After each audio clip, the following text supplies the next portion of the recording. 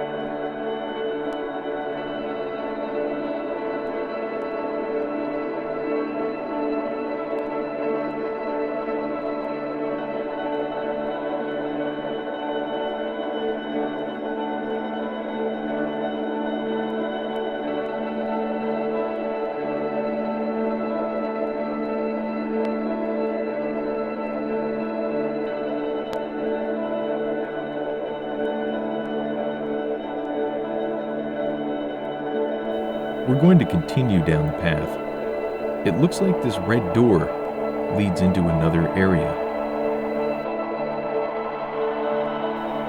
And more progress. This seems to be a garage possibly.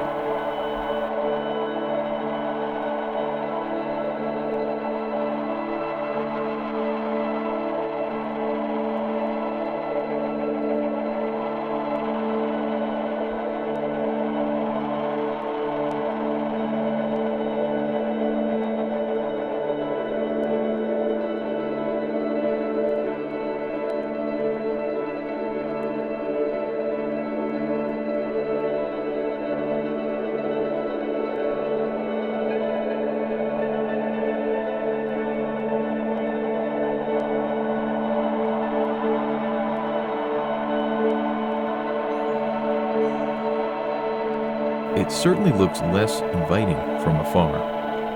As we continue on, it's clear we're much closer. These steps I've seen in old photographs, and they are near the entrance. Finally, here it is, peeking out from the trees. This one really looms with a presence of its own. Let's take a closer look.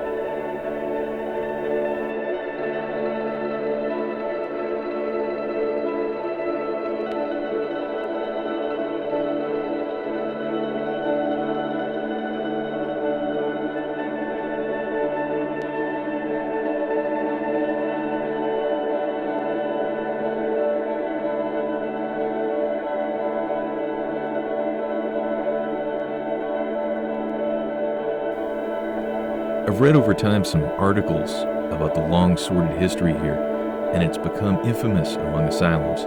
First starting as a mansion, then a World War I hospital, it later became a place for people with learning disabilities. In this case, like many older institutions, this included sexual and physical abuse, torture, overuse of drugs on patients, and different types of deprivation and humiliation. Sadly, these things seemed standard at the time, but were fortunately also key to shutting down many of them. Some of the patients here were completely sane or had no disability and were simply there for delinquency or other minor infractions. It's hard to imagine what they went through. Sometimes people I've taken along to asylums have felt a certain unease or felt disturbed while on the sites. I always feel a weight of duty to keep the place intact, like a cemetery where you still put up small flags to remember the war dead. These cannot be lost, for the message they carry forward is an important story on how we can dehumanize and erase the unwanted when there is no effective oversight. This is our architectural remnant and a reminder, and this one is a true beauty.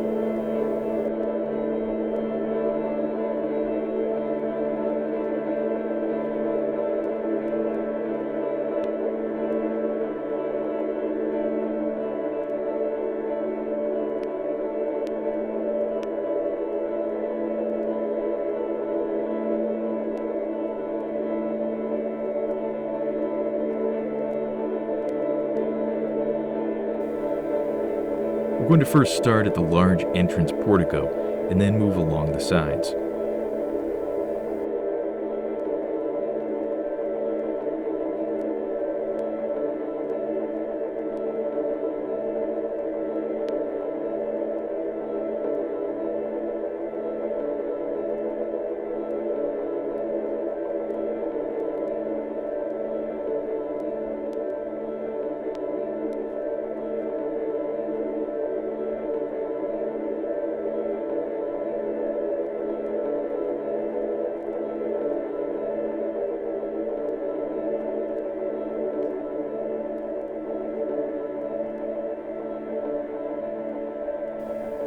There's been a major wall collapse here. In the distance, a fire escape dangles from a wall high above.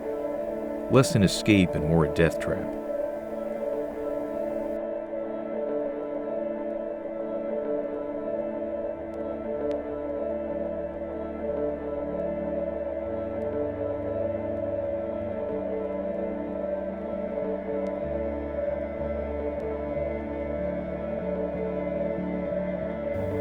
Here's a possible way in. This tunnel is dark and smells of the burning from the major arson event years ago.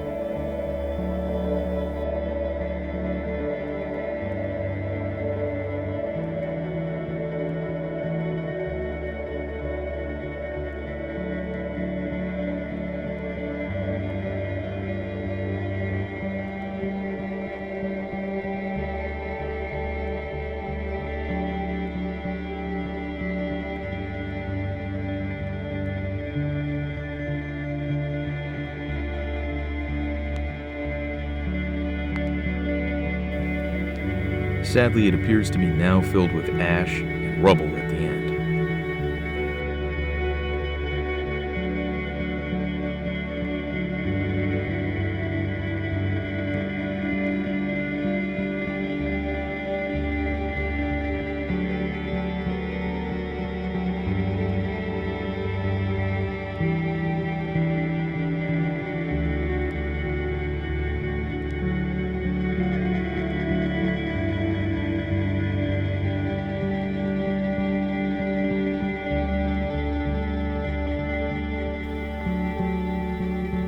While we can't turn back time, and we're late to the party, I want to show you some of the inside of what was once a grand dwelling. You can still see traces of the amazing architecture.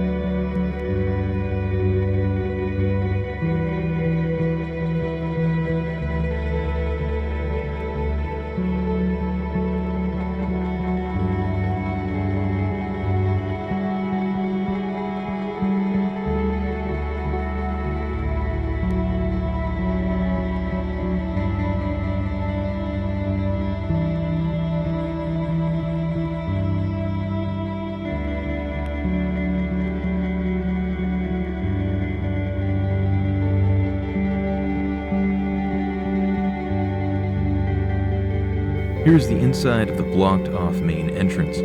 Still much of the original plasterwork is here.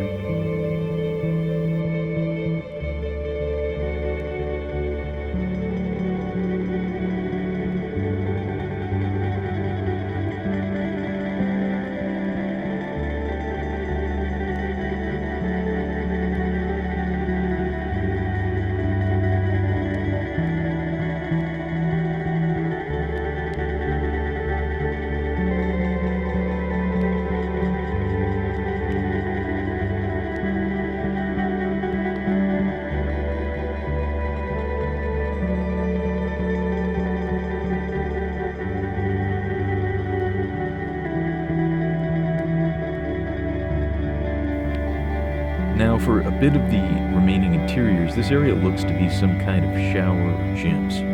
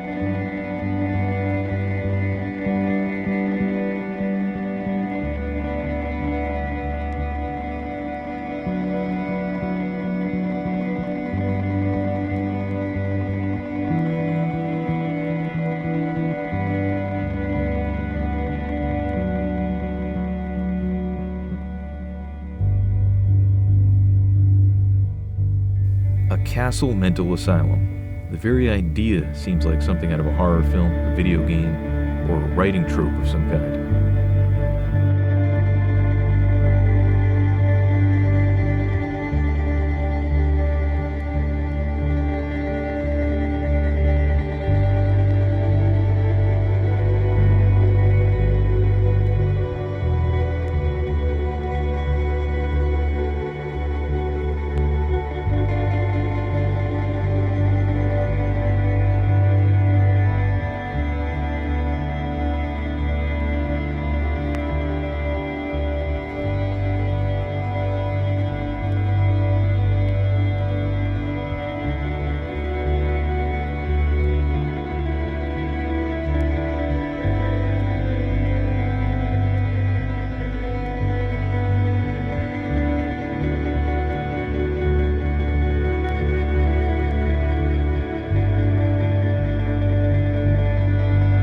It almost seems appropriate that somebody has placed barbed wire all over the entrance.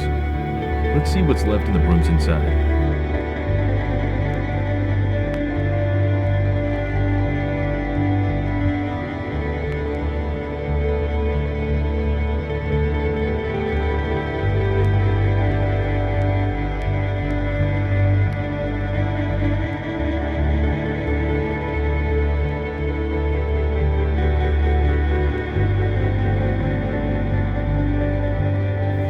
That arch with the light coming through is really something else.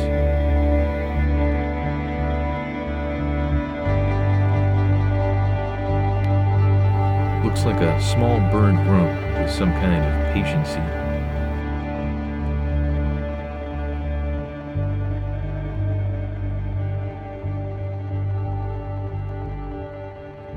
That's it for now. Join me and subscribe as I explore next time an abandoned church. Coming up later in the series, I will also be showing you 2 more abandoned mansions, and starting in February, I will be continuing on to Ireland to bring you even more forgotten places.